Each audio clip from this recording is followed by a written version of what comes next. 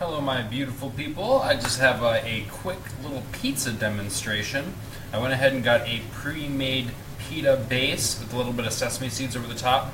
So you can get this at pretty much any co-op as just a little pita, but it's a larger one actually in my opinion. So you're going to need garlic, a type of cheese. I went with either blue cheese or you got grated Parmesan, and then your three favorite vegetables and then marinara sauce.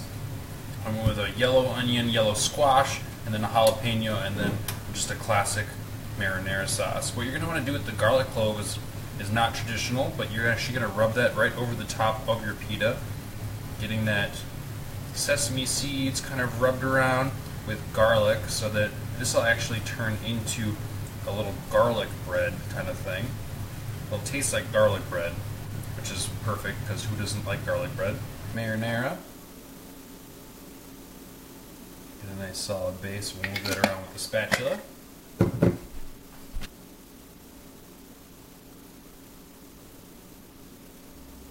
Jalapeno. Very, very fine julienne.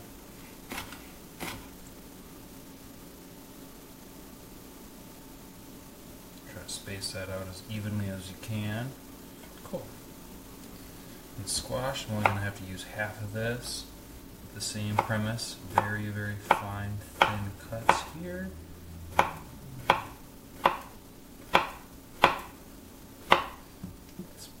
plenty of squash.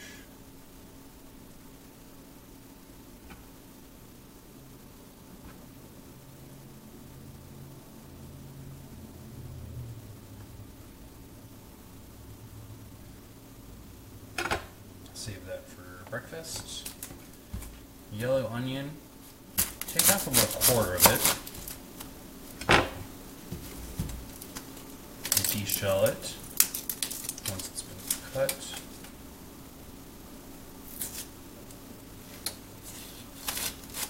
It should come off a little bit easier now that you've actually pulled it away from the larger part of the onion.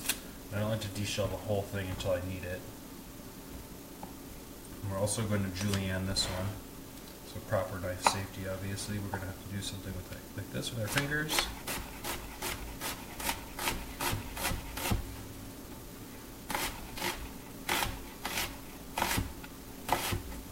And rotate this back over here like that.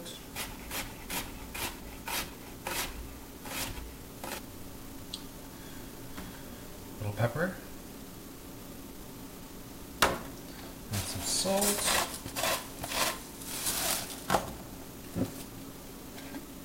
Last bit of marinara. Try to cover that up.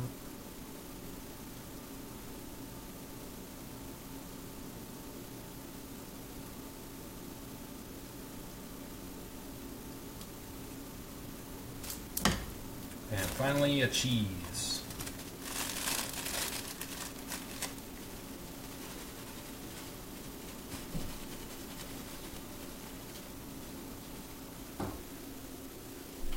Oil the pan. Ooh, slippery. Slide her in. And let's see how it turned out. This is after about 15 minutes at 375.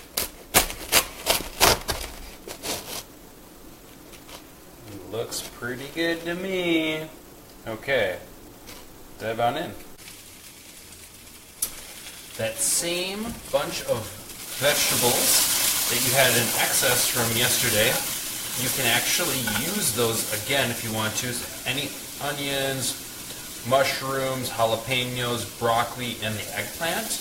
Instead of letting them go to waste or keep doing the same recipe, what I like to do is I like to invent new ones. So I use garlic in here. I haven't even hit it with salt yet. This is straight garlic.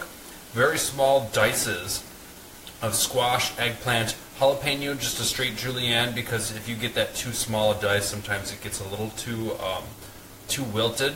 The broccoli as well, just kind of keep that whole, and then a julienne cut of your mushroom caps. I'm just hitting this with some heat, and then I'm going to let this sit. And as a nice little snack, I'm also going to add like a cream of mushroom soup. And that's going to be my next lunch.